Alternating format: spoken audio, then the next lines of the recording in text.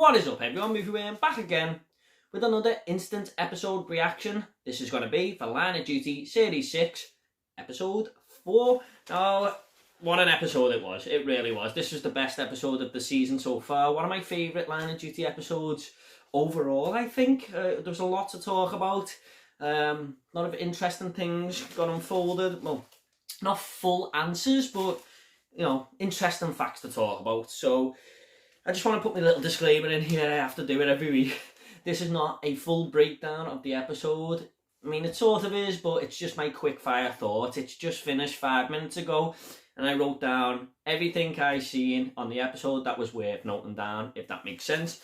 And I'm sorry if I do miss a few things, but I tried to keep an eye out for everything that I felt was important. Got a few comments to read at the end as well from some people who've been commenting the videos. Thank you for all the great comments. It's great to see everyone interacting and trying to crack this case, basically. Like we're all little detectives. It's been fun, you know. I didn't expect these videos to blow up so much, but I'm glad people are enjoying them.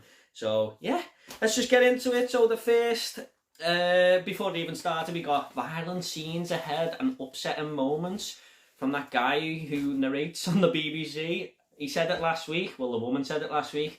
I don't think it was too bad, but this week there was definitely a big scene to talk about towards the end of the episode, which I'll get to in a minute. So Davidson is now the acting superintendent, as Buckles has been, you know, arrested and charged. Well, he gets charged in a second, which I'll talk about, but she's now the acting superintendent, so she can pull all the strings now in her little unit there. And Davidson looks down a little bit when Kate says she wants to investigate the firearms. Now, that to me just said Kate's going to start getting closer to finding out a few things, and Davidson doesn't really want her to just yet. Because obviously she is being forced, isn't she, into all this. And so then we get to Buckles' interview. Now, Buckles just denied everything here, really, and rightly so. You know, he's basically sort of been set up to be framed here. He denies that he denies that all the wires have been crossed for this surveillance, that you know, it's just a bit of a mess up, really. He claims that some other people moved it, not him. And he says the files in his car were planted there. He didn't, and then Hastings says, not by anyone in my AC-12, and he says, well, didn't say that, could have been anyone. He just doesn't know how they got there, basically. The OCG are very clever. But what I wanted to say about this is Hastings was just great in this interview. He had me laughing so many times, the way Buckles will deny something, and then he'll just go, oh, I'll show you, and then comes up with something else. And you know what? They had a very, very strong case against him. Now, I haven't for one moment thought Buckles was H at all. I think it's too obvious. And even I was convinced that he might have been playing a part here with this evidence they had on him, really. But they charged him in the end, and you would if you were an officer, you know, if you were doing that interview, because there's just too much evidence backing it up that he was involved in everything, really. And then we get Kate saying to Steve Arnott that she's on Davidson's side. Not on his side, but she's sort of saying to Steve Arnott, I don't think she's that bad. Just leave her, you know, you work for AC-12 for all this time. You start to think everyone's corrupt. Now, I don't know if that's just Kate wanting to do this a little bit more solo, because, like, she's obviously working with them, but I just feel like she's trying to investigate a little bit deeper on her own into Davidson and trying to find out everything before she does actually let all the information to Steve. I don't know. Or maybe people have been suggesting she's deep undercover with another unit. That hasn't come to fruition yet. People have been saying that from the start. But it was just, you know, it was just a bit weird the way she just... Kate's clever than that, you know, she's not soft. So it's just a bit weird the way she said to Arnott, you know, give her a break, basically. But and then we see Buckles get locked up, and the prison guard gives him that little look. More to talk on him about in a minute. Hastings' weekly slap on the wrist from Andrea and what's his name? I always get this guy's name, Sindwani, I believe his name is. Well, he walks out the room and Andrea just lays down the letter of Dolores. He's not the letter, but you know, she sort of just tells him basically that she gives him his weekly slap on the wrist, but it's more like a slap in the face. She's saying that they're gonna cut down on AC-12 a little bit. You might as well retire now. You know, it's just everything's getting a shake up from the chief superintendent. He's doing a big, massive shake up basically, and I've got a few comments to read out about Andrea in a second, but I'll speak more on this in a minute. But it's a little bit weird the way he keeps going into these daily meetings with her. But anyway, Lomax, I've always said there's something dodgy about this guy from episode 1. He just doesn't sit right with me. It wouldn't be the biggest surprise in the world because he's sort of got that Dot feel about him, same type of character, you know, nice guy, but not too clever. But Kate's asking him about the guns and he's just going, oh no, they don't match. And it's like he's happy to give them answers, and then Kate says, let me just phone someone, and he gives her this little look. I noticed that little look, like, oh, you're going to investigate this even more. I definitely think Lomax is in with the OCG or pulling some strings. I definitely think he's corrupt.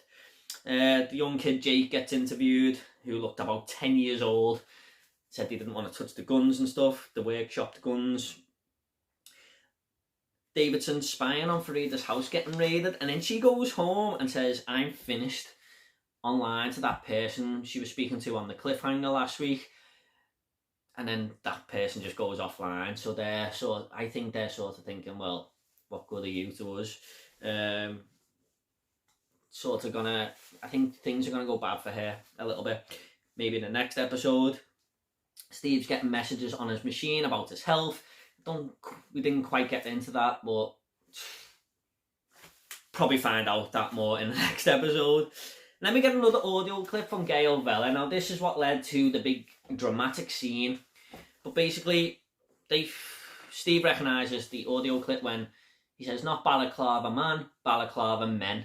So it's basically, is his name Jimmy Lakewell? I know it's Lakewell. Is it Jimmy? Jimmy Lakewell, yeah, it is. He is the corrupt lawyer from season 4 when, what's her name? The Roz Huntley series. Now, basically, they go to talk to him in prison and he says, I can't speak. And that prison guard, that one who looked at Buckles, is behind him there. So, basically, they're going to break him out. Now, I'll get to that in a minute, but Davidson gets rid of Brian, basically, because she just doesn't, she knows what he's up to and stuff. And that was a little small victory for Joe Davidson there, getting rid of him, getting him out the unit and stuff. You can see the look on his face. God, everyone just hates this guy, don't they? The fact that he's very innocent looking makes him even more of a great villain. So, but she gets rid of him in the unit. And like I said, it felt like a small victory for her, I thought. And then, basically, Steve has a plan to get Jimmy Lakewell out of prison. I don't know. I think they'd arranged it with the prison staff to get him out there without that prison guard knowing. I don't know how he's done it. Basically, I mean, did he? Something was arranged anyway for this interview and all that. So select few people knew about him getting snuck out of this prison. Now, this big action scene just happened straight away. Steve thinks he's got Jimmy Lakewell, but the OCG are always watching and they ambushed him. But Steve Arnott comes out a bit, not unscathed, but him and Jimmy Lakewell survive. One of the young officers gets shot. I think her name was Jonesy, which was kind of sad. But it was a great scene. It was a really, really tense. The OCG just firing machine guns at this van non-stop. It was a good scene. I mean, I like it when Line of Duty just throws these scenes in there now and again because it really does spice the episode up. I know you don't need it every week, but we needed something like that, I feel, for this series, because it's been kind of, just a little bit steady there. Now, people are just gonna, think I'm stupid here, and rightly so, But, when they went back to AC-12, they said they must have got tipped off from someone in AC-12, and Hastings straight away said, not on my watch. I was just like, how do you know that, Hastings? You know, what makes you think, like, not on your watch? Why not? You know, I mean, you can have a bit of pride and stuff, but you never know. Steve Arnott's not stupid. Or was it Chloe who said it? I can't quite remember. So basically, Jimmy Lakewell is getting interviewed, and he goes, "That's right, Arnott, I didn't talk," and looks at him as if to say, there's someone in the room listening in. And the camera just pans on Chloe, which suggests that Chloe might be a member of this ACG, even H, who knows, whatever. Or why not? But Hastings was in the room as well, and he just sincerely insisted that not on his watch anyone tipped anyone off. I know it's probably not going to be Hastings in this, because he's been interviewed before. They would have broke him then, but it was just a bit weird, I thought. I know it's probably not him, but I think it's just too obvious with the camera just going on Chloe there. I don't know. It's just my little thoughts, things that I noticed. Buckles was warned in his cell, basically. So if he talks, that's it. But does he know a little bit more, Buckles? Because why they warned him in the first place? Do they feel a need to strangle Jimmy Lakewell in front of him because he knows a lot more than that he let on in the interview?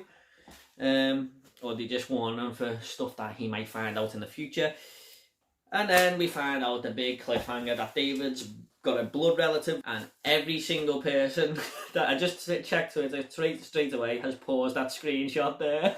And you can't tell who it is. But you never know. Now, I'm just going to read the comment out here from last week.